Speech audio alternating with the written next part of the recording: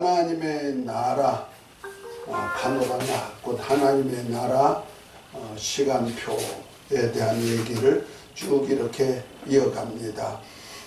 하나님께서 태초에 그가 다스릴 나라를 세우실 뜻을 정하시고 시간표를 만들었단 말이에요. 이것을 하나님의 나라 경륜이라 그랬죠. 이 경륜을 따라서 하나님의 아들 예수님께서 후사가 되셔가지고 만물을 만드신다. 만유란 나라를 만드신데 태초에 하나님이 천지를 창조하셨다. 하늘과 땅을 창조해서 하늘나라는 하나님이 거하실 보좌를 두시고 그 하늘에서 하늘을 다스리는 하나님 아버지께서 다스리는 나라를 세울 뜻을 정하셔서 그 나라에 이제 하나님 아버지가 임재하셔서 다스린다는 말이에요.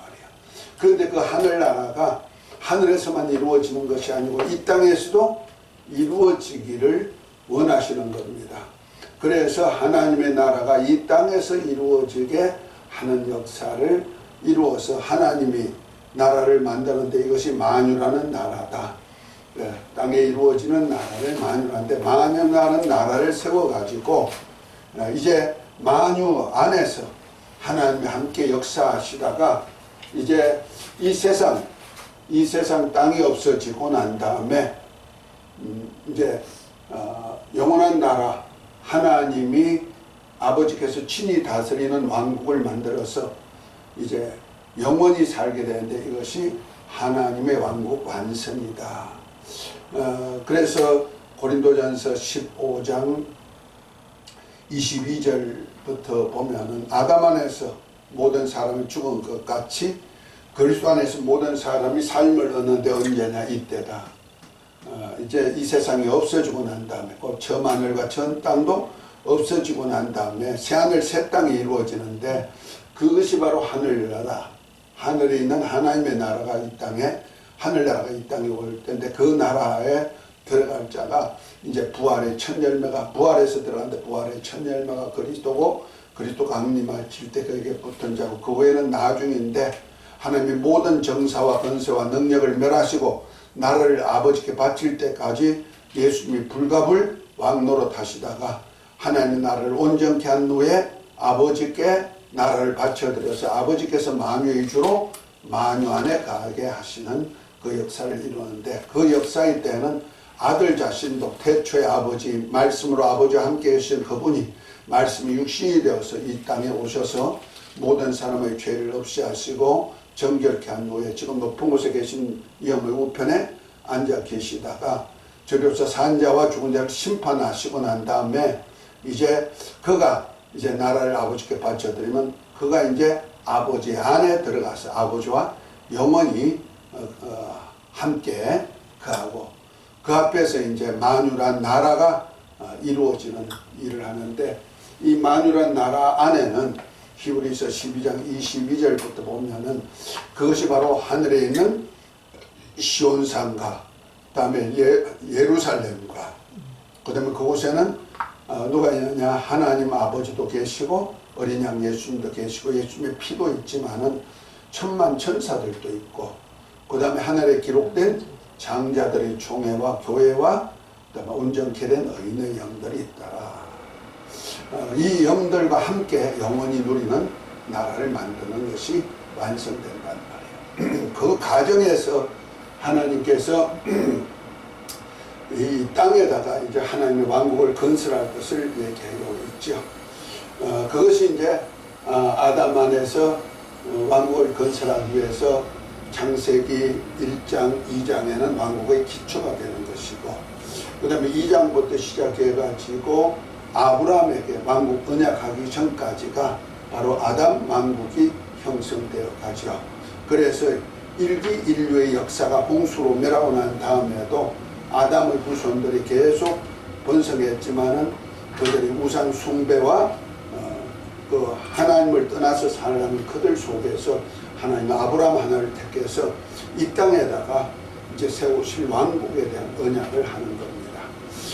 그래서 하나님 왕국 언약을 이 땅에 세우실 것을 아브라함과 이삭과 야곱 곧 이스라엘과 언약을 했죠. 그래서 이제 다스리는 나라가 이제 모세를 통해서 애굽에서 종살이하는 이스라엘을 건져내 가지고 이제부터 사무엘 선지자의 때까지, 사무엘 선지자가 늙었을 때까지 이제 여호와 하나님께서 친히 다스리죠. 이때도 여호와 하나님은 어디 계시나? 하늘에 계셔요. 하늘에 계시는데 하늘에 계신 하나님이 이 세상에다 다스리시는 거예요. 그래서 그것이 이제 다윗 왕국, 다윗이 때까지 곧 사무엘 선지자 시대가 끝나고 이제 사람 왕을 세우는데 초대 왕이 사울 왕. 그러나 사울이 하나님 말씀에 하나님을 신앙하는 생활이 온전치 못해서 패하시고 다윗을 세워서 다윗의 왕위를 온전케 하는데 그 다윗의 왕위가 예수님 초림 때까지 이루어집니다. 그래서 예수님이 오신 것은 아브라함과 다윗의 자손으로서 이 땅에 하나님의 나라를 세우러 오신다는 말이에요. 이때도 하나님은 어디 계시냐? 하늘에 계셔요.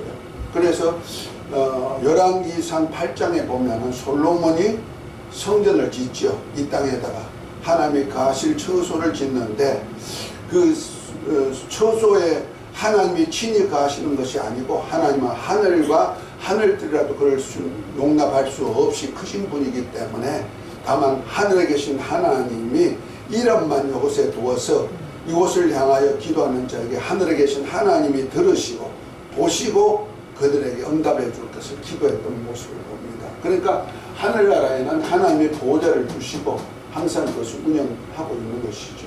그러니까 태초에 하나님이 천지를 창조하신 할 때 그 천에다가 곧 영계의 하늘에다가 하나님의 보호자를 두시고 이 세상 끝날까지 보호자를 두시고 이루어 가시는데 그 중에 하나님께서 이제 초림주 예수님을 통하여서 하나님의 다스리는 나라가 그전까지는 하늘에서 하나님의 나라를 다스렸지만은 이 땅에는 다만 하나님의 나라의 그림자로 다스렸단 말이에요. 그래서 구약 때는 하나님의 다스리는 왕국의 모형이가 됐지만은 예수님이 오시면서부터 시작해서 신약시대가 이루어지는데 신약시대는 왕국의 실상이 와가지고 하나님이 다스리는 왕국이 실상으로 이 땅에 오셔가지고 다스리기 위해서 왔단 말이에요.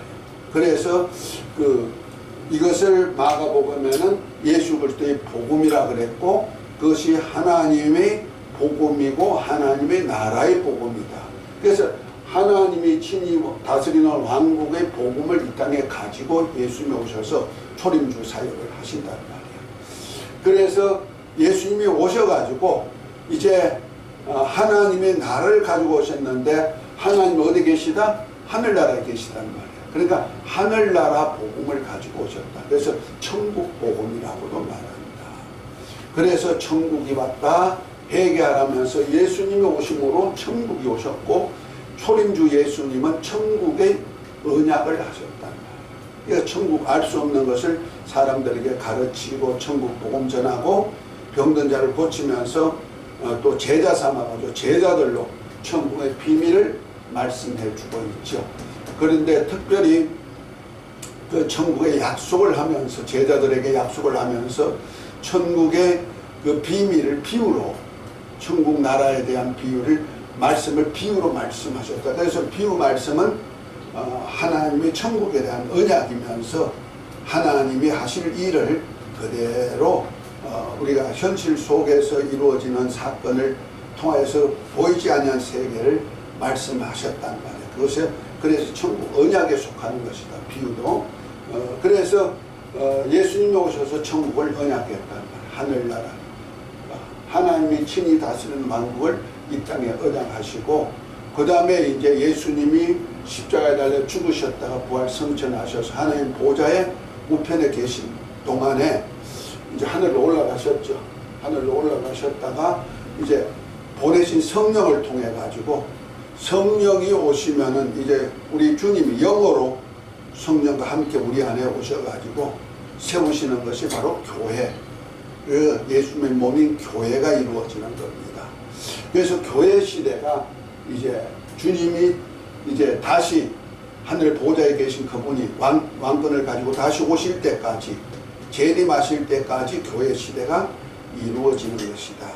그것이 바로 요한계시록 3장까지 이루어지는 시대가 바로 이 교회 시대가 이루어지고, 예수님이 오셔서 이제 원수를 멸하고 다시 세우실 나라, 주님이 친히 다스릴 나라, 이것을 사도행전 1장 6절에 보면은 제자들이 그 예수님, 부활하신 예수님과 함께 그 감람산에 500여 형제가 있을 때 제자들이 묻기를, 주여 이스라엘 나라가 회복하심이 이때니까 했을 때 그 때와 기한은 아버지의 권한이 있으니 알 바가 아니다, 이렇게 말씀하셨죠. 대신에 이제 성령 임하면 권능 받아서 예루살렘과 온 유대와 사마리아 땅 끝까지, 그 세상 끝날까지 세상 모든 민족에게 하나님의 나라 복음 전하는 시대가 교회 시대가 됩니다. 네. 그래서 교회 시대가 끝날 때쯤 되면은 주님이 가심을 본 그대로 다시 오셔가지고 이제 세상 나라를 멸하시고, 그 다음에 주님이 친히 다스릴 나라를 세우는데, 이것이 이스라엘 나라 회복이 되는 것이다. 그래서 주님이 친히 다스린다고 해서 메시아 왕국. 그래서 유대인들은 메시아 사상이 굉장히 투철하죠.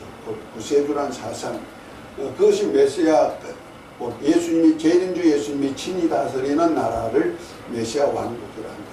왕으로 오셔서 세상을 다스리기 때문에, 이때는 첫째 부활에 참여한 하나님의 성도들이, 곧 하나님의 아들들도 그리스도와 더불어 천년 동안 왕노릇 하게 되고, 이제 그 천년 왕국이 끝날 때, 천년 동안 이루어졌던 메시아 왕국이 끝날 때쯤 되면 원수 마귀를, 무적행에 있던 원수 마귀를 잠시 풀어놓아서 다니면서 세상을, 천년 왕국 백성들을 미혹한단 말이야. 그 미혹해가지고 전쟁을 일으키는 것이 고가 마곡 전쟁인데, 그때 전쟁을 일으킬 때 하나님이 하늘로부터 불이 내려와가지고 이 세상을 다 없애버리는 겁니다. 그래서 이 세상 물질 세계가 큰 소리로 떠나가 버리고 불의 체질이 녹아버린단 말이에요. 그리고 나면은 이제 새하늘 새 땅이 이루어지는데, 그것이 바로 심판으로 이루어지는데, 이때는 모든 사람이 부활체를 입고 나와가지고 이제 선한 일을 행한 자와 악한 일을 행한 자가 구분이 되어서, 악한 일을 행한 자는 불못, 둘째 상황 불못에 들어가게 되고, 그 다음에 음부도, 곧 말해서 이 우주도 불못으로 다 들어가서 없어져 버리고 사라져 버리죠. 그러니까 물질 세계가 사라지고, 그 다음에 영계의 나라가 형성된다는 말이야. 그것이 바로 새하늘 새 땅이 이루어진다. 그래서 계시록 21장에 보면은 새하늘 새 땅이 오는데 처음 하늘과 처음 땅도 없어지고 바다도 없어졌다, 이렇게 말하죠. 물질 세계가 없어지고 난 다음에 새하늘 새 땅에 하늘에서 새 예루살렘이 내려와서 이제 나라를 형성하는 역사가 있는데, 이것이 하나님의 왕국의 완성이다. 그래서 계시록 21장과 22장은 하나님의 나라 완성하는 장면을 보게 되는데, 그때 이제 불못에 들어갈 자들도 있는가 하면은 하나님의 성 예루살렘 밖에 쫓겨나서 슬피 오는 사람, 울 사람도 있다. 그러나 하나님의 그 말씀, 예수님을 믿고 그의 계명대로 서로 사랑하는 자들, 특별히 의의 성도의 옳은 행실, 의의 행실을 온전히 못한 자들이 회개하고 날마다 그 두루마기를 빠는 자들이 복이 있어서 그 하나님의 성에 들어가서 생명과를 먹을 수 있는 권리, 보좌 앞에 나갈 수 있는 권리를 다 이렇게 받게 될 것을 약속하고 있습니다. 할렐루야. 그 사역, 그때 이제 왕으로 사역할 하나님의 메시아 왕국 때 첫째 부활에 참여해서 왕으로 같이 들어갈 수 있는 사람들, 왕으로 다니면서 살 사람들, 그리고 이제 메시아 왕국이 끝나고 이 세상이 없어질 때 땅의 왕의 멸류관을 쓰고 만국 백성과 함께 하나님의 왕국 새 예루살렘으로 들어갈 수 있는 그 사람들이 바로 있는데, 그들이 누구냐 보면 그리스도 함께 후사 사역을 한 바로 교회 시대, 교회 왕국 시대다. 이 사역을 위해서 우리 주님이 교회 왕국 시대는 우리를 피로 사가지고 아버지께 드려서 하나님의 나라가 되게 만들고, 그 다음에 제사장이 되어서 하나님과 교제할 수 있게 만들고, 그래서 거룩한 산제사로 영적 예배 드릴 수 있는 제사장이 되게 만들어 주시고, 그 다음에 땅에서 왕노릇 할 수 있도록.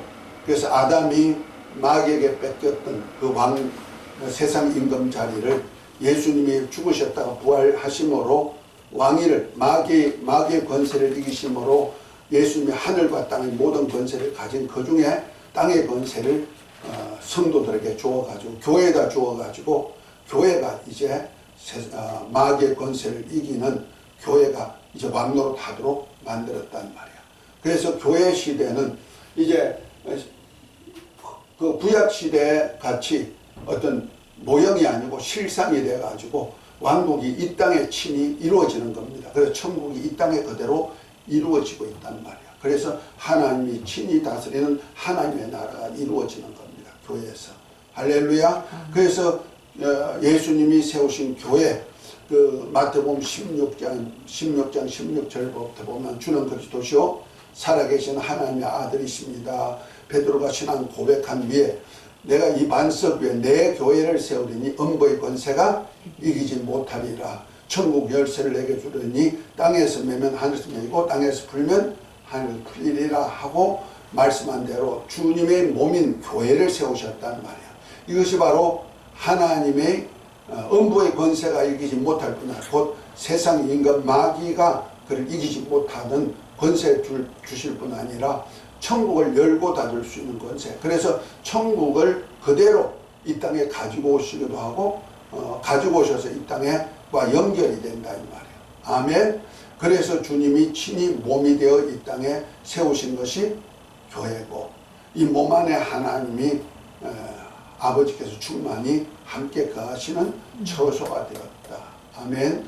그것이 바로 우리 성도들인데 성도의 몸은 하나님이 거하시는 성전, 곧 하나님의 집이다. 이렇게 바울 사도는 얘기하고 있죠. 아멘. 그것이 바로 교회 시대인데 그래서 교회인데 그냥 교회가 아니고 예수님이 피로 사셔서 아버지께 드려서 나라가 되고 제사장이 되고 땅에서 왕노릇 할 수 있도록 권리를 주었기 때문에 우리가 땅에 왕국을 세우는 겁니다. 그래서 하나님의 왕국이 하늘에서 이루어진 것 같이 이 땅에도 이루어지기를 원합니다.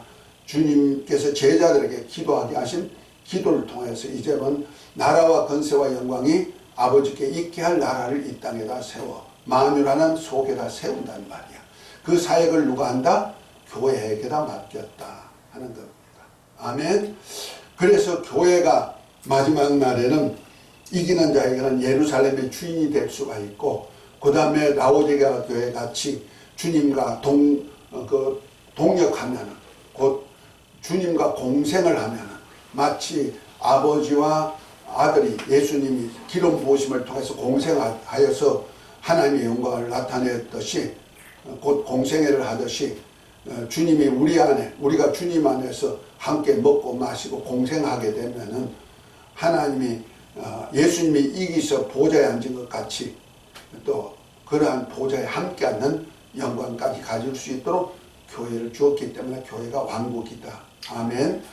그 교회 자리가 바로 계시록 5장에 보면은 4장 5장에 보면 하나님의 보좌가 있고 보좌 좌우에 24장로들이 있고 그 뒤에는 스랍들이 다 찬양하고 막 그러죠.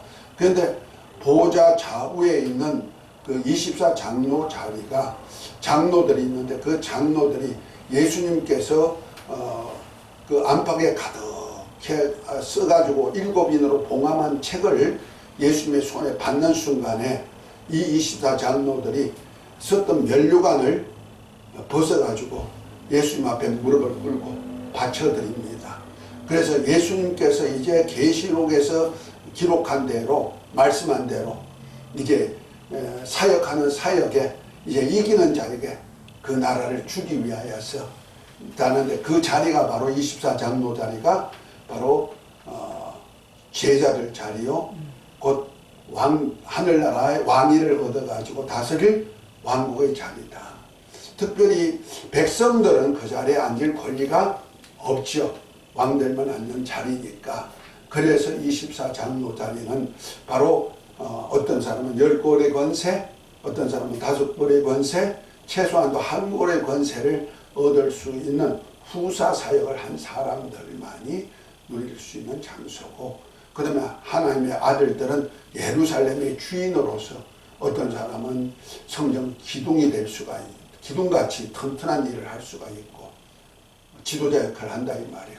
어떤 사람은 자기 백성을 거둘 수 있는 그 교회 이름들이 기록된 것도 있고, 어떤 사람은 최소한도 그 낙원에 있는 생명과를 먹을 수 있는 에베소 교회 같은 그러한 교회들도 있고, 그래서 어쨌든 하나님의 아들들이 살 수 있는 집이 예루살렘이다. 그래서 예루살렘은 이기는 자, 곧 하나님의 아들들에게 돌아갈 것이고, 그 다음에 천국은 하나님의 백성들이 거할 수 있는 시온산이 있는 곳으로 표현하고 있다는 겁니다. 아멘. 그 사역을 하는 일을 위하여서 이 땅에다가 천국을 이루는 사역을 하는데, 그것이 보다 교회 왕국 시대가 이루어지는 것이다. 아멘. 그래서 교회는요, 이 땅에 그 마귀의 권세가, 곧 음부의 권세가 이기지 못하는 그런 권세자가 되는 거예요. 그리고 예수님을 영접하는 자는 하나님의 자녀가 되는 권세를 주신다. 권세자가 되는 거예요. 아멘. 그 권세자가 되기 때문에 왕이라는 겁니다. 권세권자를 쓰잖아요. 그러니까 왕이 되는 거예요. 특별히 누가복음 10장에 보면은 예수님이 70제자에게 권세와 능력을 주어가지고, 귀신을 쫓을 권세와 능력을 주어가지고 잃어버린 영혼들에게 복음 전하게 하죠. 그래서 70제자들이 둘씩 나가서 사역하다가 돌아와가지고 보고하기를, 주여 주 예수의 이름으로 귀신들이 우리에게 항복하다이다 하니까 뭐랍니까? 너희가 귀신을 쫓아낼 때 사단이 번개처럼 하늘에서 번개처럼 땅으로 내어 쫓기는 걸 봤다. 그러니까 하늘에 있는 마귀가, 사단이, 공중권세자 이제 마귀가 귀신 쫓을 때 어떻게 다 땅으로 내어 쫓긴다는 거예요. 하늘의 권세가 땅으로 내어 쫓기는 역사를 봤다 하면서 뭐랍니까? 너희에게 뱀과 정갈을 밟는 권세를 너희에게 주었느니 너희를 능히 당할 자가 없느니라 그랬죠. 그러니까 여기 뱀과 정갈을 밟는 데서 뱀은 뭐냐? 옛뱀, 마귀, 사탄을 얘기한다. 그러니까 마귀를 밟을 권세와, 그 다음에 뱀이 뭡니까? 정갈이 뭡니까? 정갈은 사람을 아프게 하는 거죠. 아프게 하는 것은 귀신이죠. 그래서 귀신들을 앓으며 오그라지게 만드는 그 귀신. 그러니까 사단, 마귀를 밟을 권세와, 그 다음에 귀신들을 쫓아내고 그를 이길 권세를 주었다는 거죠. 그래서 뱀과 정갈을 밟을 권세를 주었으니 능히 너를 해할 자가 없다. 왕권을 가졌으니까, 왕이 최고 권세자니까 해할 자가 없도록 만드는데, 그것이 누구다? 제자들을 통해서 세운 교회가 되는 거예요. 아멘. 이러한 교회를 세상 끝날까지, 주님 다시 오실 날까지 세워지는 겁니다.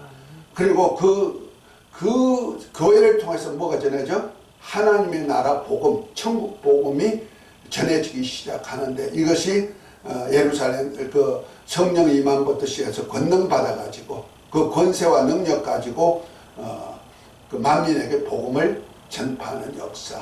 그래서 예수 이름 가지고 사역할 때마다 귀신도 떠나가고 병도 고쳐지고 이적과 기사들이 나타난 역사가 이루어지는 역사가 교회 시대가 되는 거예요. 그래서 교회 왕국이다 이렇게 표현하는 겁니다. 아멘. 그래서 교회는요, 음부의 권세가 이기지 못하는 왕권을 가지고 있다는 말이에요. 왕권을 가지고 있기 때문에 세상 음부의 권세가 이기지 못하는 거예요. 할렐루야. 그러나 그 왕권은 하나님의 계시는 하늘 왕권과 연관이 돼 가지고, 그래서 나중에 새 예루살렘은 어린 양의 신부라고 얘기하죠. 하늘에 있는 새 예루살렘. 그것이 바로 에베소 5장에 보면은 교회가 어린 양 예수님의 뭐다? 신부인 것을 얘기하고 있다. 그러니까 교회는 하나님의 예루살렘과 연결되어 있는, 예루살렘 왕권과 연결되어 있는, 곧 하나님이 다스리는 왕국과 연결되어 있는 것이 교회다. 그래서 지난 시간에는 교회에 주어질 축복에 대한 얘기를 이렇게 쭉 했습니다. 그리고 그래서 교회에 대한 축복뿐 아니라 오늘은 예수님이 세우시는 교회가 어떻게 이루어졌나에 대한 얘기를 조금 프린트물을 통하여서 한번 읽어보고자 합니다. 자, 프린트물 94페이지 교회 왕국 시대 있죠? 94페이지? 94면 97부터 시작이 아니에요? 네? 그 페이지는 안 맞을 수 있는데 교회 왕국 시대 있어요? 교회 왕국 시대. 네. 그 초림주 예수님께서 복음 전파의 시작에 하나님의 나라 복음을 선포하셨습니다. 이는 상고 태초에 그리스도께서 하나님의 왕권을 유업받아 오셔서 그의 백성인 이스라엘과 만민을 다스리는 공의와 정의로 하나님의 왕국을 건설할 예언을 이루시는 사역입니다.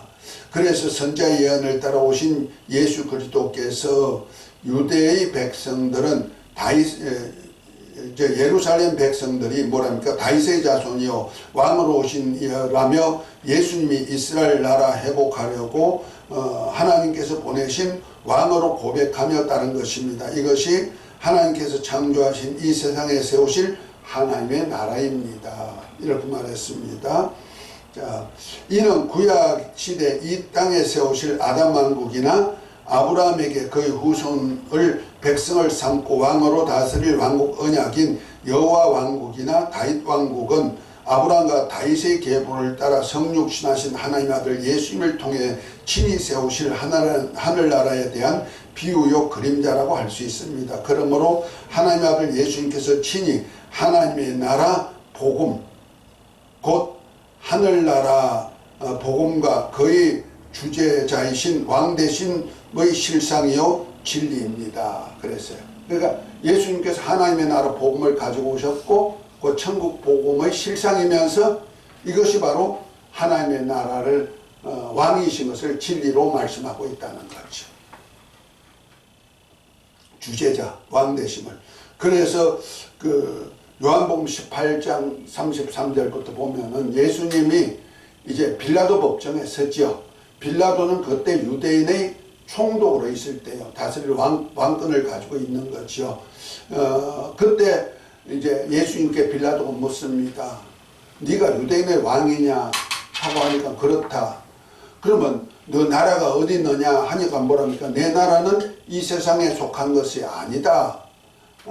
그러나 나는 내 나라가 이 세상에 속하였다면 내 종들이 이렇게 내가 잡혀가지고 너 앞에 서도록 이렇게 하진 않았을 것이다 하니까 그럼 너가 왕이 아니지 않느냐?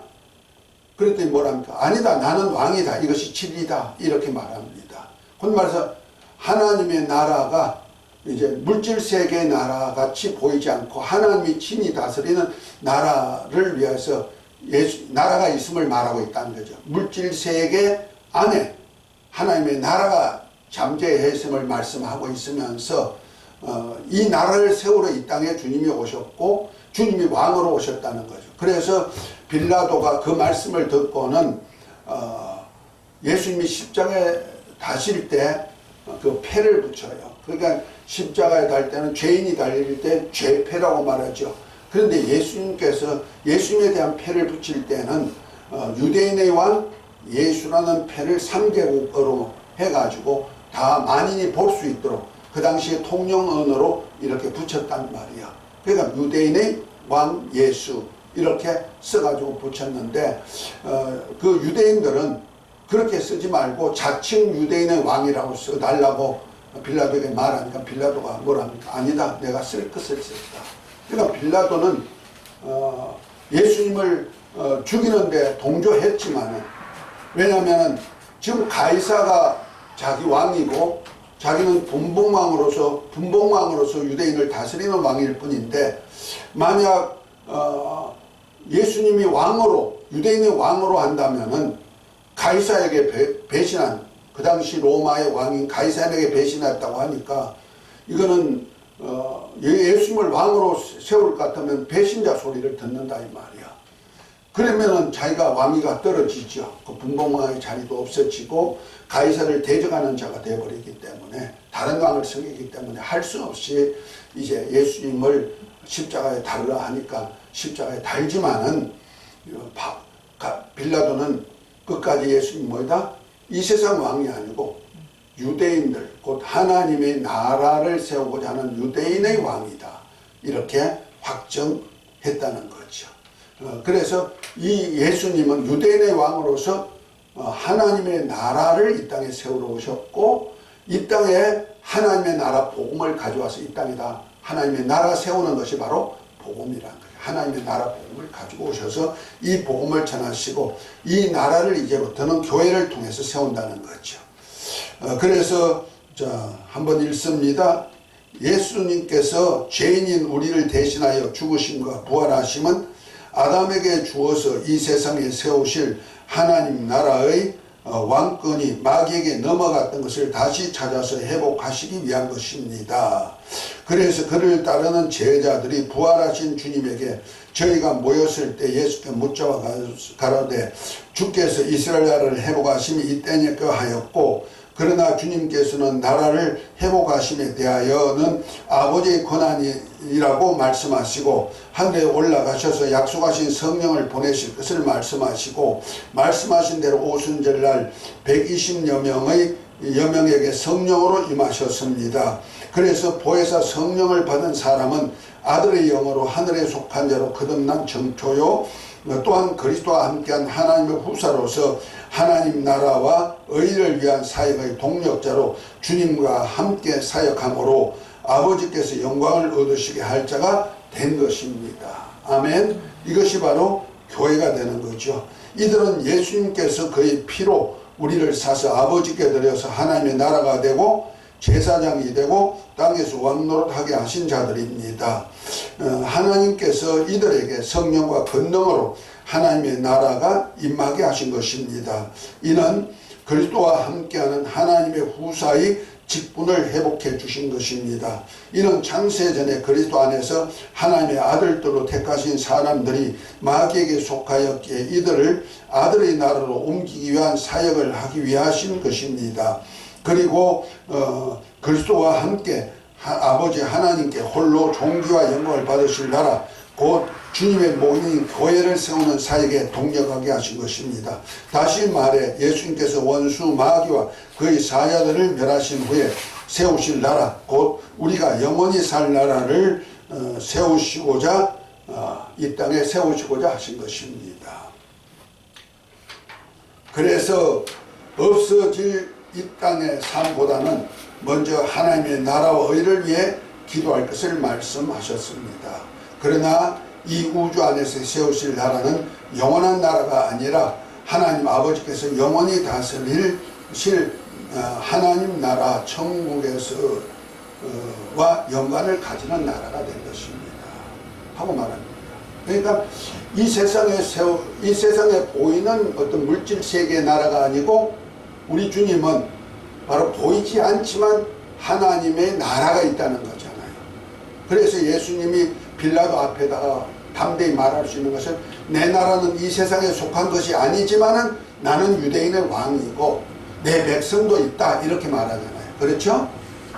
그러니까 이 땅에다가 보이지 않는 보이는 물질 세계가 아닌 보이지 않는 하나님의 나라를 우리 주님이 세우신다는 거예요. 누굴 통해서? 제자를 통해서 세우는데 성령이 임하면 권능받은 교회를 통해서 음부의 권세가 이기지 못하는 하나님의 나라를 세우신다 하는 얘기입니다. 아멘.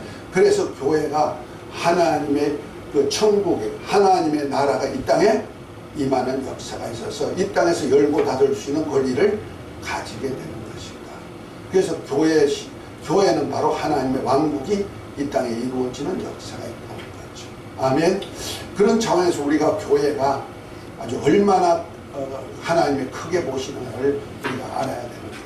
그래서 에베소서에 보면은 바로 교회의 머리는 예수님이고 교회는 예수님의 몸인데 곧 그 교회 안에 만물을 충만케 하시는 하나님이 충만히 하신다 고 말합니다. 그 하나님이 누굽니까? 요한복음 10장 29절에 보면은 하나님 아버지는 만유보다 크시니까 아무도 그 손에서 빼앗을 자가 없는데 30절에 보니까 아버지 하나는 하나이다 하면서 예수님과 아버지는 하나이신데 그 만유보다 크신 아버지를 표현하고 있단 말이에요. 그 분이 어디 와 계시다? 교회 안에 계시다. 그러니까 교회는 만유보다 크신 하나님이 친히 다스리는 것이고, 예수님과 교회가 만유보다 크신 하나님이 하나이기 때문에 예수님이 교회의 머리가 되셨으면 곧 머리가 된다는 얘기는 권세자라는 뜻이고 모든 것을 이끌어가는 자라는 뜻이죠. 우리가 보면은 우리 인간을 표현한 거예요. 그래서 교회의 머리는 누구고? 예수님이고, 교회는 뭐고? 예수님의 몸이고. 그 우리 인간을 표현하면은 몸은 주관자가 아니죠. 머리가 다 주관하죠. 생각하고 어떻게 갈 걸 다 이끌어가는 그 리더자는 누구다? 머리고, 몸은 머리가 이렇게 얘기한 것을, 생각한 것을 신경을 타가지고 이렇게 움직이는 역사를 하죠. 그래서 교회의 주관자가 누구예요? 만왕의 왕이신 주님이 왕이 되셨기 때문에 교회는 자동으로 만왕의 왕이신 주님 그 왕권을 가지고 다스리는 몸이 됐단 말이에요. 그래서 교회가 왕국이라는 뜻이 바로 거기가 되는 겁니다. 할렐루야. 그래서 예수님께서 그러한 왕국을 세우는데 만유보다 크신 하나님이 친히 임재해주고 다스리는 그 왕국이 된 것이다. 그래서 우리가 담대하게 사역할 수 있고 담대하게 일할 수 있는 것이 바로 그런 차원에 있단 말이에요. 비록 교회가 크고 적고에 있는 것이 아닙니다. 크고 적고 있는 것이 아니고 교회의 그 본질적인 것이 하나님이 친히 다스린다는 거죠. 그 어떤 사람들은 뭐 교회가 커야 뭐 하나님이 함께하는 것이고 막 이렇게 표현하는 사람이 있어요. 아니에요. 예수님도 이 땅에 오셨을 때 주님의 몸된 교회를 세우는 기초를 그 많고 많은 사람들이 따라갔지만 많고 많은 사람들을 교회라고 하지 않고 바로 주는 그리스도시요 살아계신 하나님의 아들입니다 고백한 12제자들을 통해서만 교회 세울 것을 말씀하고 있죠. 아멘. 그러니까 초대교회는요 큰 교회가 아니에요. 물론 예루살렘 교회는 큰 교회예요. 한꺼번에 120명이 성령을 받아먹으로부터 시작됐고 그 이튿날에는 그날에는 3,000명이 세례받고 그 다음에는 또 5,000명이 세례받고 무수한 무리가 세례받고 하나님 예수님의 제자가 되는 역사가 이루어졌으니까 예루살렘 교회는 큰 교회겠지만은 그 교회가 예루살렘과 사마리아와 땅끝까지 복음 전하면서 세우신 교회는 사마리아 교회는 처음부터 큰 교회가 아니에요. 가정교회부터 시작됐고 그래서 바울 사도가 전하는 교회들은 거의 가정교회가 시작되는 거예요. 30몇 개 교회를 세우는데 가정교회죠. 그래서 막 작은 교회일지라도 그것은 예수님이 함께하는 교회이기 때문에 예수님의 몸이고 그것은 왕권을 가지고 다스릴 수 있는 그러한 역사가 있어가지고 그래서 교회 안에서 귀신을 쫓아내면 귀신도 떠나가고 이적과 기사가 나타나는 이유가 바로 그런 데 있다 하는 것을 얘기하고 있습니다. 아멘. 자, 그 다음에 이제 그 다음에 예수님께서 하나님의 나라와 의를 위한 그 고기 한번 읽어봅니다. 그 다음부터 끝까지. 예수님께서 하나님의 나라와 의를 위한 자들에게 약속하신 대로 다시 오셔서 영원히 살게 하실 것을 약속하셨습니다. 그곳은 신들의 하늘인 천국에 있는 아버지 집의 새 예루살렘 성입니다. 이때 사람들은 세상에서 볼 수 없었던 새 하늘과 새 땅을 유업으로 얻어 살 것을 말씀하고 있습니다. 이 하늘나라는 썩지 않고 더럽지 않고 쇠하지 아니하는 기업이며 진동치 못할 나라며 영원히 거할 초소입니다. 그때 하나님의 후사로서 그리스도 안에서 땅의 왕으로 사역한 하나님의 아들들은 그의 영광을 가지고 마구 백성과 함께 새 예루살렘 성에 입성하여 세세토록 왕노릇하며 은혜의 영광을 찬미하게 됩니다. 그러므로 하나님의 자녀된 우리 성도는 이 세상과 이 땅을 소망하지 말고 새 하늘과 새 땅인 아버지 집을 소망하는 삶이 되어야 할 것입니다. 이것이 교회 왕국 시대를 사는 우리에게 주신 믿음과 소망입니다. 주님은 이런 대로 바꾸실 것을 약속하셨습니다. 예. 그것이 이제 지난번에 말씀했던 것과 거의 연결되는 얘기죠. 그러니까 교회는 결국 교회에서 하는 사역은 이 땅에 있는 주님의 교회 사역은 결과적으로 어디까지 연결되어 있다? 하늘나라 예루살렘까지 연결되어 있고 그 나라에서 얻을 영광과 똑같은 권리를 가지고 있다는 겁니다. 아멘. 그래서 천국의 실상이 교회 안에 와 있고 이 교회의 것이 실상으로 이제 저 하늘나라에서까지 연결되어서 이루어진다 하는 겁니다. 자, 그 역사를 위해서 세운 것이 이제 교회인데 이제부터 이제 프린터물로 들어갑니다. 이제 박스 안에 들어간 것을 한번 봅니다. 교회 왕국 시대가 이제 이루어지는데 여러 시대로 나누어져요. 지금도 교회 왕국 시대가 이루어가니까 초대교회부터 시작해서 초대교회 시대에는 성경에 나와 있어요. 그것이 사도행전에 나와 있죠. 사도행전 2장 1절부터 시작해 가지고 예루살렘 교회 성령이 강림함부터 시작해서 기독교회가 시작되는 겁니다. 쭉 이렇게 쭉 이어나가지고 초대교회 형성기가 이루어지는데 그것이 바로 사도행전 2장 1절부터 7장까지가 바로 교회 형성시대인데 이것이 AD 30년 예수님이 죽으시고 부활 성천하신 후에부터 이루어지는 시대가 되는 겁니다. 그래서 한참 예루살렘 교회가 왕성하게 이루어질 때 핍박이 이루어지기 시작하죠. 물론 그전에도 핍박이 있어서 제자들로 그 성전 미문에 안진뱅이를 고칠 때 제자들을 옥에 가두고 예수 이름으로 사역하지 못하게 했지만은 베드로가 뭐라 합니까?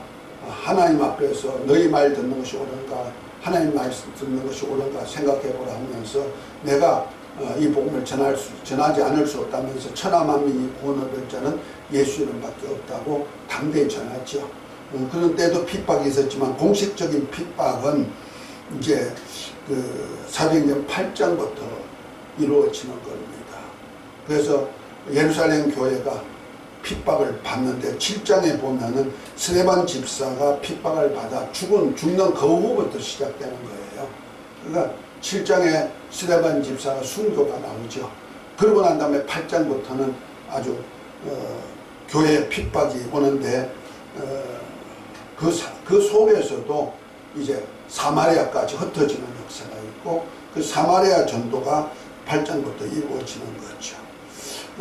그래서 쭉 이어지는 것이 교회 병역기가 이루어지는 겁니다. 그래서 예루살렘 교회만 교회인 줄 알았더니 나중에 보면 이방인들에게도 교회 전하도록 만들고 그래서 사도행 10장 같은 경우에 보면은 베드로가 고넬로 가정에 가가지고도 이방인 백부장이죠. 고넬로 가정에도 복음 전하도록 했죠. 원래 초대교회 그 제자들은요 복음이 유대인들에게만 전해준 줄 알았단 말이에요. 사마리아도 안 되는 줄 알았고 더군다나 이방인은 더군다나 안 되는 줄 알았단 말이에요. 그래서 그런 데다가 이제 사도행전 11장까지는 이제 교회가 이방인들에게도 사마리아뿐 아니고 이방인들에게도 복음을 전해야 될 것을 얘기하고 있고 그 사역을 위해서 바울이 이제 1차, 2차 전도 여행을 보낼 때 이방인의 사도로서 세움을 받기도 하는 그런 역사가 있죠. 그래서 교회 변혁기가 이루어지죠. 그러면서 이제 교회가 왕성하게 번성되기 시작하는 시대가 이제 바울이 1차 전도 여행부터 시작해 가지고 이제 쭉 이어지는 겁니다. 이제 이방인까지 땅 끝까지 이제 제자들로는 예루살렘과 사마리아까지 복음이 전해졌다면은 사마리아도 실제는 이스라엘이거든요. 타락한 이스라엘을 사마리아라 들었죠. 그러나 이제 그래서 유대와 사마리아까지 복음 전했다면 이제 바울이 전도를 통해서 이방인의 복음이 전해지는데 이 복음 전도가 왕성하게 이루어지는 역사가 바울의 1, 2, 3차 전도 여행을 통해서 이루어지고 그 소아시아 지역에 교회들이 막 세워지면서 저 마케도니아 지역까지 건너가 가지고 막 번성하기 시작합니다. 그 와중에 이제 마지막에 이제 바울이 로마까지 가서 복음 전할 것을 얘기하고 있죠. 그래서 로마에게서 복음 전하는 사역이 이제 사도행전 28장 16절부터 31절까지 그 로마에 가가지고 왕들 앞에도 지도자 앞에 복음 전하기 시작합니다. 그 후에 이제 그 바울이 이제 그 야고보 순교와 함께 바울이 이제 석방이 이루어지는 역사가 AD 63년에 이루어졌다는 거 얘기하고 있어요. 그러나 그 후부터는 이제 로마로 인해 가지고 핍박이 들어오는 겁니다. 그래서 로마가 이제 그 원래는 태양신을 주로 섬기는 사람들이 이루어졌어요. 그 다신 종교예요. 다신 종교 국가예요. 로마가. 그러니까 여신도 섬기고 남신도 섬기고 다른 신상들을 많이 섬기는 거예요. 그러면 로마 이제 그리스도 하면 그리스도가 그 신상이 많은 신들을 많이 섬기는 나라잖아요. 그러니까 이 로마를 통하여서 이제 다른 신을 섬기는데 특별히 그 네로가 이제 좀 정신이 조금 이상하니까 그 이상 속에서 로마를 불을 질러버립니다. 그리고 불을 지르고 나는 그 불 지른 사람이 누군가 기독교로 말해버렸어요. 그래서 그때부터 시작해가지고 기독교 핍박이 이루어지기 시작하는 겁니다. 그것이 AD 64년에 로마의 대하대 사건을 통해서 이루어지는 거죠.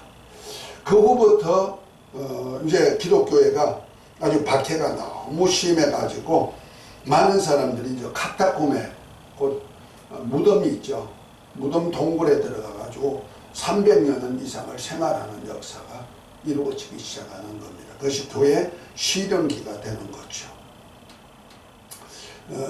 특별히 그 속에서 이제 그 요한 사도 같은 경우에는 이제 한 90세 이상이 됐는데 그 에베소 교회 지도자도 되었고, 그런데 결국 가서는 그 반모란 섬에 유배돼 가지고 요한을 죽이려고 해도 죽지도 않고 하니까 반모섬에 유배시켜서 거기에 이제 광산을 파는 그 노동제비로 갔지만은 하나님께서 거기서 하나님이 이상을 보여줬죠. 말세 이상을. 그것이 요한을 통해서 쓴 요한 계시록이 되는 겁니다. 그 이상을 보고 기록했다가 결국 가서 요한 사도가 AD 100년경에 죽지요.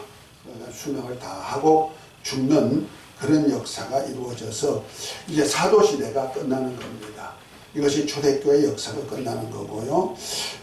그 다음에 이제 나오는 것이 이제 속사도 시대, 여기 사도 시대 교회라고 했는데 속사도 시대가 되는 겁니다. 그 사도 시대는 AD 30년부터 590년까지 속사도 시대까지 이루어지는 건데, 그것이 이제 사도 시대를 거쳐서 AD 30년부터 시작해서 70년, 사도 요한이 죽을 때가 AD 100년이죠.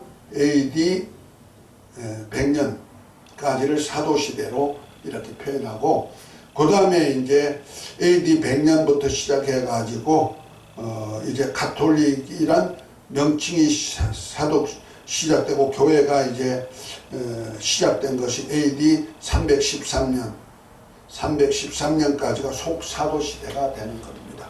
이거 기독교 역사예요. 그러니까 예수님의 몸인 교회가 이렇게 계속 이어졌다는 겁니다.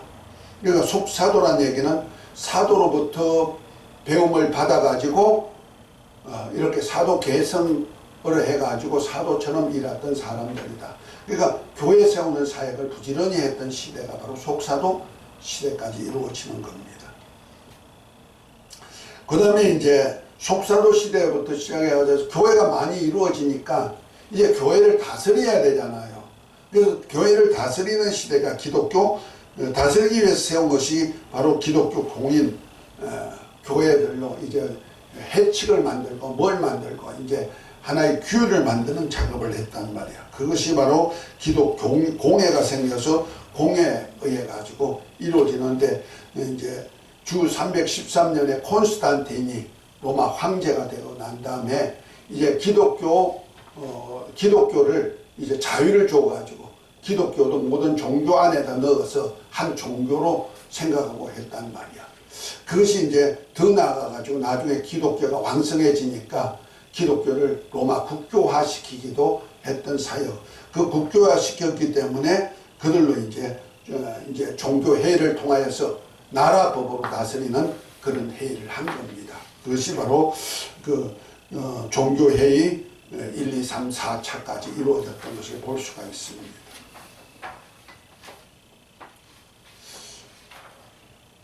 그리고 이제 난 다음에 가도기 시대가 AD 590년부터 800년 동안에 이루어졌고 그것이 이제 로마 교회가 서가다가 이제 로마가 타락하기 시작하는 거예요.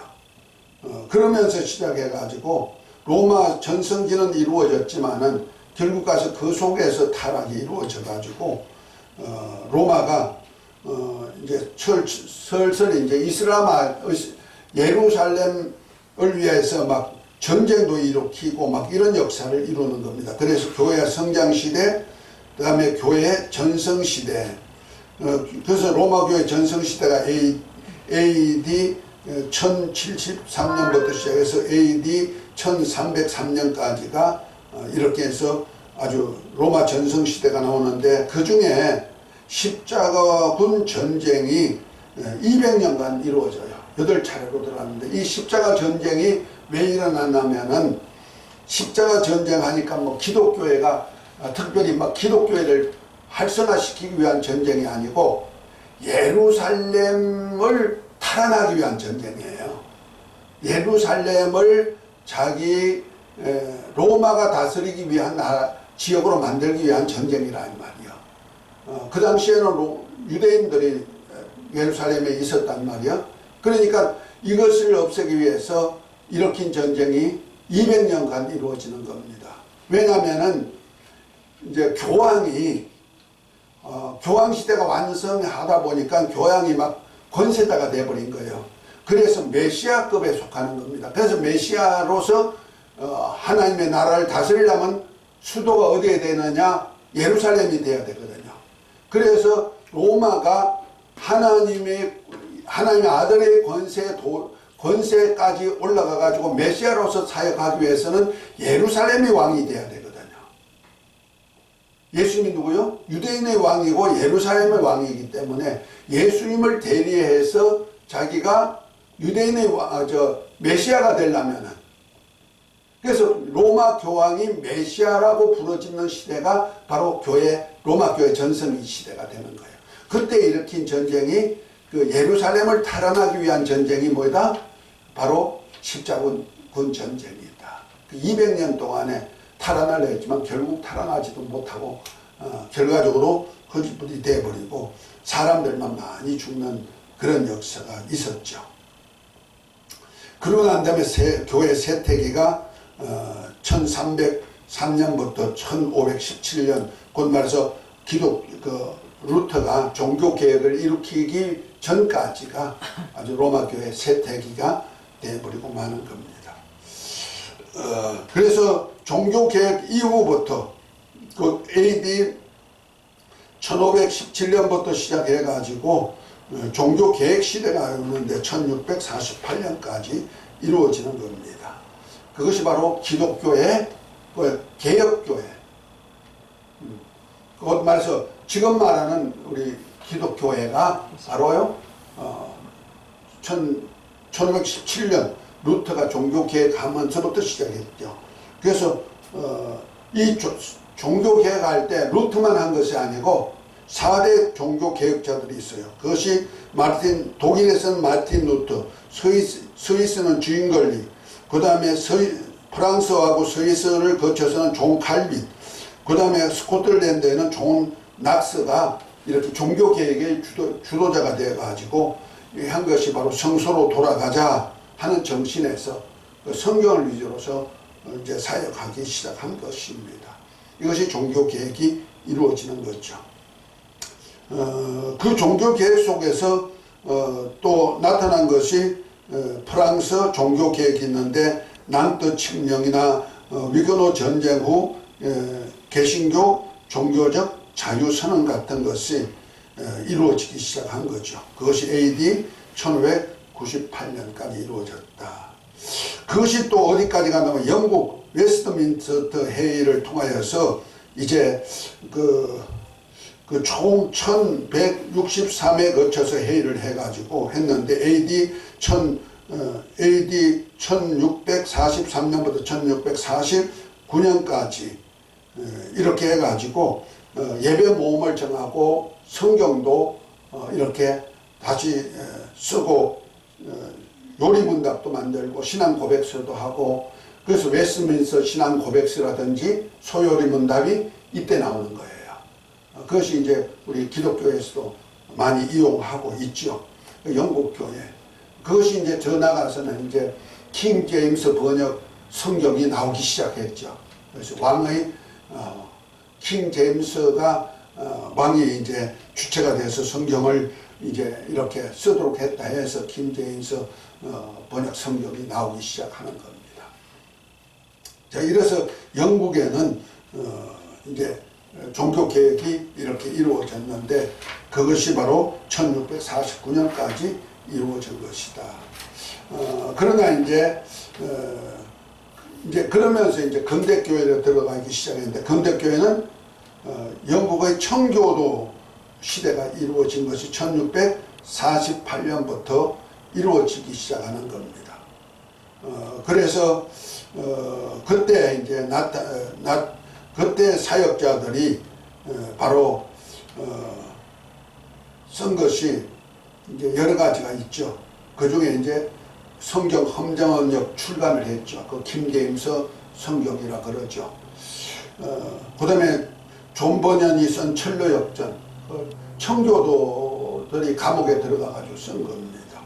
그 다음에 존 밀턴이 신라원, 낙원을 잃어버렸다는 이런 소설 같은 것도 쓰는 시대가 바로 그렇죠. 그래서 이렇게 정말 신앙에 열심하는 자를 또 있게 되었고 그것이 이제 또한 더 나가서 철학이 교회 안에 들어와 가지고 철학과 함께 과학이 들어오면서 인본주의로 이제 슬슬 들어와 가지고 철학과 인본주의로 사역하기 시작하다가 이제 더 나가서 이제 경건한 사람들은 경건주의 운동을 벌리게 했고 그러므로 인해 가지고 어떤 사람은 그냥 그 수도원의 생활도 하기도 하고 어떤 사람은 주수대에 올라가 가지고 거기서 그냥 똥화중을 받아내면서 거기서 그냥 수도했던 사람들도 있고 여러 가지 사건들이 그때 일어나기 시작했습니다. 그러면서 이제 점점 나오면서 이제 현대교회가 나오는데 프랑스 혁명 시대부터 시작해 가지고 현대교회가 일어나고 그 다음에 이제 로마는 로마 바티칸에서 공회를 통하여서 이제 여러 가지 이제 이단 척결이라든지 뭐든지 이런 회의가 이루어지기 시작하고 더 나아가서 이제 AD 325년부터 시작해 가지고 에카메칸 회의를 통해서 세상적인 교회가 세상 안에서 들어오는 그런 역사가 이루어졌던 것을 볼 수가 있습니다. 이것이 바로 현대교회까지 일어나 가지고 현대교회에서도 이러한 여파들이 많이 이루어지는 겁니다. 그래서 교회가 말씀 위주로 1517년에 루터가 이제 95개 조항을 이제 비텐베르그 성전 그 앞에다 넣어가지고 좀 우리가 멋있는 가톨릭을 만들자고 개혁운동을 일으킨 것이 그만 개혁 이제 우리 기독교회가 탄생하는 역사가 나타났고 그렇지만은 점점 갈수록 또한 세상 문화와 함께 타락하는 시대가 갔어요. 그러나 개중에는 믿음을 지켰던 성도들 통하여서 계속 연이어오는 것이 지금 현세까지 오고 있는 겁니다. 아멘. 그래서 어떤 사람은 침례교회가 믿음을 계속 지킨다고 해서 침례교회가 제일이다 하기도 하고 뭐 이렇게 합니다만은 어쨌든 간에 믿음의 선구자들이 나타나가지고 계속 선구자들 통하여 가지고 성경으로 돌아가는 운동을 계속 이루어지고 있다는 얘기죠. 자, 그 중에 이제 우리가 알아볼 것이 한국교회사입니다. 우리나라는 어떻게 교회가 형성되었을까? 이것을 제가 그 유튜브를 통해서 보다가 이거는 좀 우리 교회가 좀 알아야 되지 않느냐. 대한민국 사람인데 어떻게 해서 우리 대한민국 교회가 생겼을까? 우리나라 교회가 생기고요. 그 다음부터 우리나라 교회가 세계를 리드하는 주도자가 되어서 미국과 함께요. 그만큼 우리나라가 신학적으로도 아주 눈이 뜨여져 있고요. 굉장합니다. 그래서 그러니까 우리 한국교회사를 한번 쭉 한번 읽어보기 시작합니다. 선교사보다 먼저 찾아온 복음. 전 세계에서 유래를 찾아볼 수 없는 조선 선교의 놀라운 특징은 선교사보다 복음이 먼저 들어왔다는 것입니다. 1866년 한국 최초의 선교사인 토마스 선교사는 삼선 제너럴 셔먼호를 타고 대동강에 도착합니다. 하지만 조선 땅에 도착하자마자 죽음에 직면하게 됩니다. 당시 셔먼호 선장이 조선의 군인 이익현을 억류해 통상을 요구하며 총과 포를 쏘는 등 강압적 행동을 하게 되고, 이 격분한 조선의 군인들이 배를 공격해 배에 타고 있던 사람들을 모두 죽이게 됩니다. 복음을 들고 왔던 토마스 선교사는 죽기 직전 성경이 들어있는 작은 보따리를 박충건이라는 졸병에게 건네게 됩니다. 1899년 토마스 선교사가 조선 땅에서 순교한 지 33년이 지난 이때에 마페 선교사 앞에서 한 남자가 이런 간증을 합니다. 목사님, 저는 이제 더 이상 이대로 못 살겠습니다. 제가 토마스 선교사를 죽인 박충건입니다. 그때 그가 죽여가면서 제게 주었던 작은 보따리가 있었는데 그것은 성경인 책이었습니다. 그것을 읽고 제 마음에 찔려서 이렇게 목사님을 찾아왔습니다. 제가 어떻게 하면 좋겠습니까? 당시 토마스 선교사가 마지막으로 건넨 그 한 권의 성경이 한 영혼을 살린 것입니다. 이 조선의 문이 열리다. 조선으로 향하던 토마스 선교사의 발걸음은 한 영혼을 살리는 데서 그치지 않았습니다. 당시 토마스 선교사는 대동강에서 500여 권의 성경을 배포하였는데 그중 일부를 박영식이라는 평양 감청 경비가 가져가 여관벽을 도배하는 데 사용하게 됩니다. 이로 인해 그 연간에 묶었던 많은 사람들이 예수를 믿게 됐다고 합니다. 그중 홍신길은 대동문에 교회를 세웠고 그의 동생도 예수를 믿고 장로가 되었으며, 김영섭은 원래 청교도인이었으나 동생 종건과 함께 장로가 됐고, 황명대는 셔먼호가 불탈 때 야소야소하는 소리를 듣고 평양 초대교회 신자가 됐다고 합니다. 특히 박영식은 자신의 집을 평양 최초의 교회인 널다리골 예배당으로 내놓게 됩니다. 이렇듯 조선은 선교사보다 먼저 복음을 접하고 또 복음으로 준비된 나라였습니다. 3. 소래교회. 소래교회는 1884년 성상륜 서병조 형제에 의해 세워진 우리나라 최초의 교회입니다. 성상륜은 만주 지역에서 최초로 한글 성경을 번역하고 보급하는 일에 힘썼던 인물이고, 그의 동생 서병조는 황해도 장년 소래에서 마을 사람들에게 성경을 배부하며 전도에 힘썼던 인물입니다. 그 당시 두 형제가 세운 교회당은 초가 예배당이었습니다.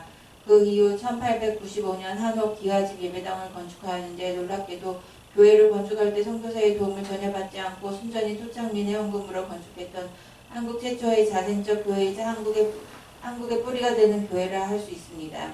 4. 미래의 리더를 심다. 언더우드와 아펜젤러 이 두 사람은 1885년에 입국하면서 본격적인 선교가 이루어지게 됩니다.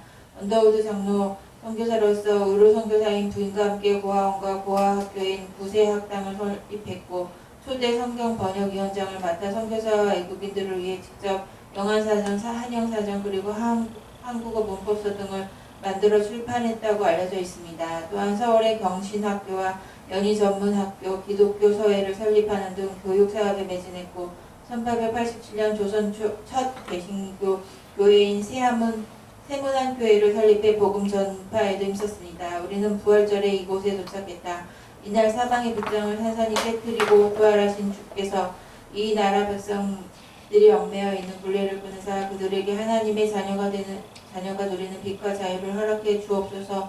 1885년 4월 9일 제물포에 입국했던 감리교 선교사인 아펜젤러가 드린 기도입니다.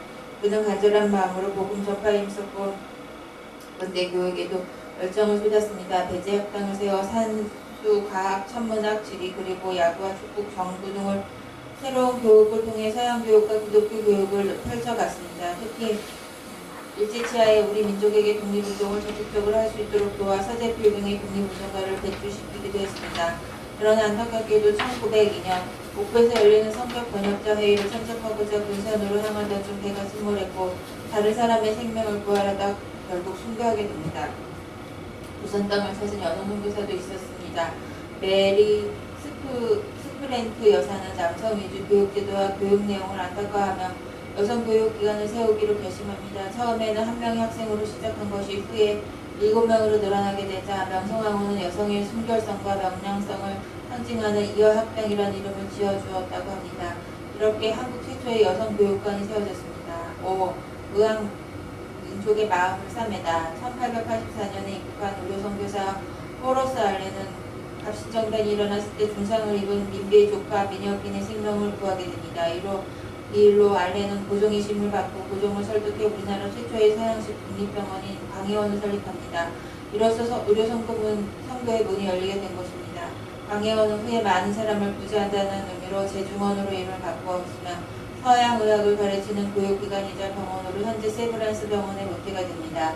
제중원은 시작으로 당시 우리나라 전역에 기독교 병원이 세워졌고 가난하고 소외된 자들의 고통을 치유하게 됩니다. 알렌의 동력자였던 스프렌트는 1885년 정동에 민간 의료기관으로서 시병원을 열어 전염병에 걸려 버려진 환자들을 데려다가 치료하고 부하들을 돌보았습니다. 이후 시병원은 부녀자들의 어린이 치료를 전문하면서 이화여자대학교 부속병원과 의과대학으로 발전했습니다. 5. 문서선교의 출범. 초기 문서선교는 한글 보급과 정책에 지대한 영향을 미쳤습니다.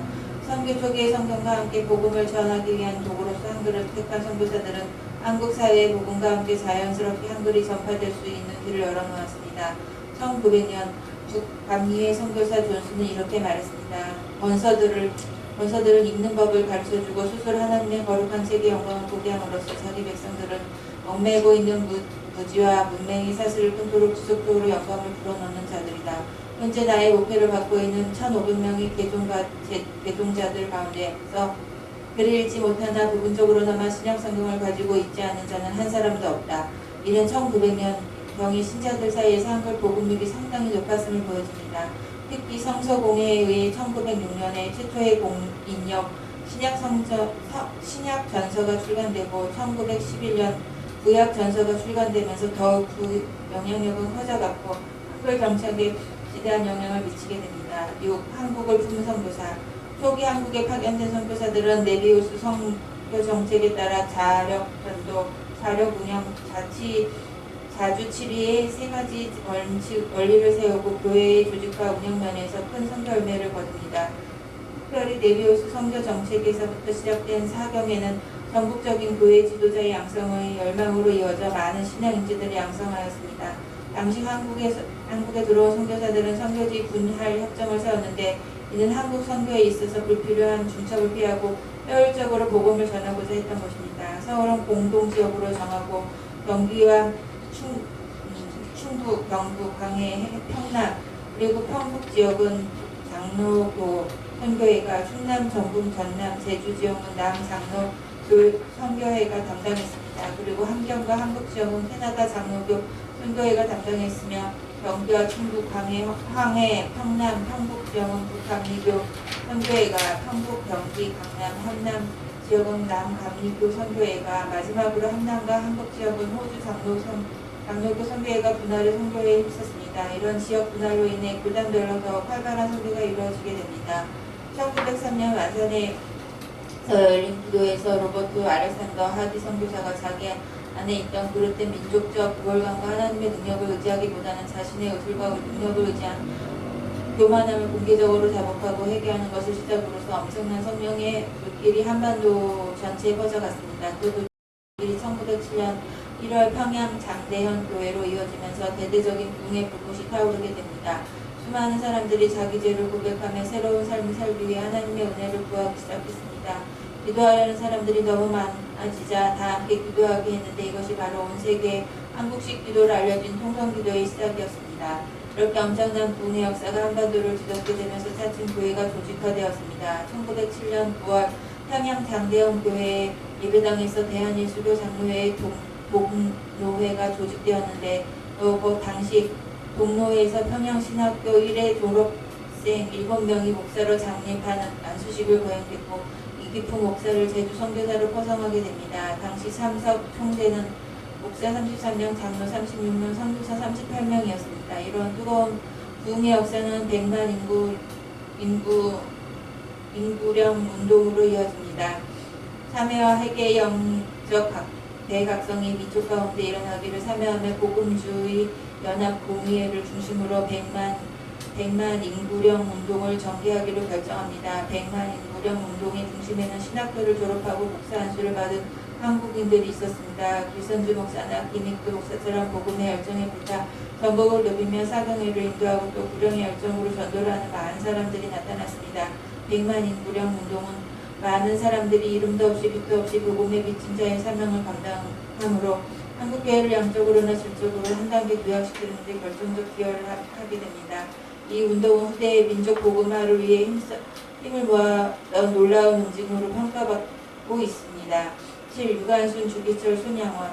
초기 한국교회의 민족의 아픔과 함께하는 선교사였습니다. 민족의 아픔을 함께 아파하고 함께 고민하며 복음의 능력으로 그 모든 고난을 견디게 만든 것이 바로 신앙이었습니다. 16살밖에 되지 않았던 어린 소녀 유학당을 다니던 유관순은 나라 현실을 가슴 아파하며 끔찍하며 기도했습니다. 우리는 일제의 시작 잔혹한 총칼 앞에서도 나라를 사랑하는 뜨거운 마음을 결코 포기하지 않았습니다. 고향 아우네에서 시작한 그녀의 독립운동은 그녀의 가슴속에 가득했던 애국심 때문만이 아니었습니다. 그녀의 신앙이 그렇게 행동하게 만들었습니다. 곁에서 유관순의 모습을 지켜봤던 그녀의 조카는 이렇게 회고합니다. 사흘 동안 기도만 했습니다. 사흘째 되던 날 뭔가 계시를 받은 듯 미친 듯이 기도를 마친 그녀의 얼굴은 온통 환하게 빛이 났고 말에 힘이 있었고 담대한 모습이었습니다. 주님의 교회와 주님을 사랑하던 유관순 열사는 자신의 생애를 조국을 위한 제물로 바쳤습니다. 그녀는 교회에서 나왔고 자랐으며 교회에서 배웠고 교회에서 독립운동을 했습니다. 그리고 교회의 예배로 마지막 삶을 마감했습니다. 하나님이시여 이제 시간이 임박하였습니다. 원수회를 물리쳐주시고 이 땅에 자유와 독립을 주셔서 내일 거사할 각 대표들에게 더욱 용기와 힘을 주시고 이로 말미암아 이 민족이 행복할 땅이 되게 하소서. 주여 같이 하시고 이 소녀에게 용기와 힘을 주옵소서. 대한독립 만세, 대한독립 만세.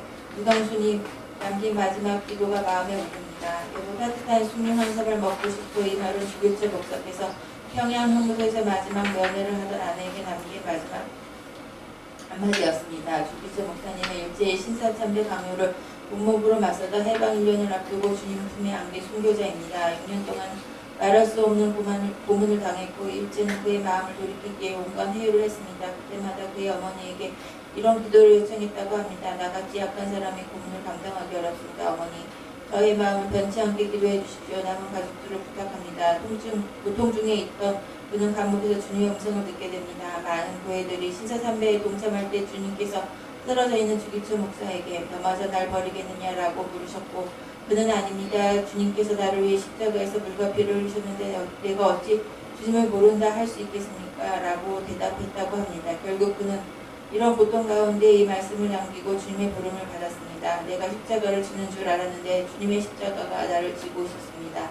주기철 목사님으로부터 많은 영향을 받은 분이 손양원 목사님입니다. 그는 신사참배 운동으로 옥고를 치렀고 1948년 여순 단란 사건 때에는 두 아들을 공산주의자에게 잃고 맙니다. 하지만 손양원 목사님은 아들의 죽음에 가담한 청년을 살려주고 또 용서하며 했으며 오히려 하나님께 감사하며 그를 양아들로 맞이하면서 사랑의 원자폭탄이라는 별명을 얻기도 했습니다. 모든 것이 하나님께 속해 있음을 온전히 인정하는 손양원 목사님의 9가지 감사 기도문은 모든 것이 풍족한 시대를 사는 우리를 스스로 돌아보게 하고 또 겸손하게 만듭니다. 한국교회 대표적 순교자인 손양원 목사님은 6.25 때 공산군의 총에 맞아 48세의 생을 마감합니다. 늘 사랑하고 늘 감사했던 그를 우리는 이 땅에 낳은 성자로 기억하고 있습니다. 예, 한국교회의 교회사를 이렇게 한번 쭉 읽었습니다. 너무너무 우리 선배들이 수고 많이 했고 하나님의 역사 속에서 우리나라가 세워졌고 외국 선교사들로부터 우리나라 문화도 주관하게 만드는 그런 일을 했죠.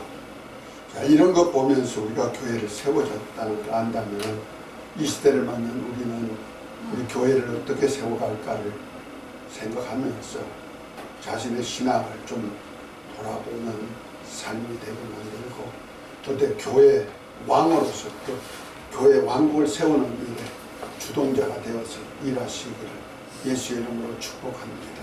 주기도문하고 마칩니다. 하늘에 계신 우리 아버지 이름이 거룩히 여김을 받으시고 나라 임합시고 뜻이 하늘에서 이루어진 것 같이 땅에서도 이루어지고 오늘날 우리에게 일용할 양식을 주옵시고 우리가 우리에게 죄전들을 사여 준 것 같이 우리 죄를 사여 주옵시고 우리를 시험에 들게 하지 마옵시고 다만 악에 수고하옵소서.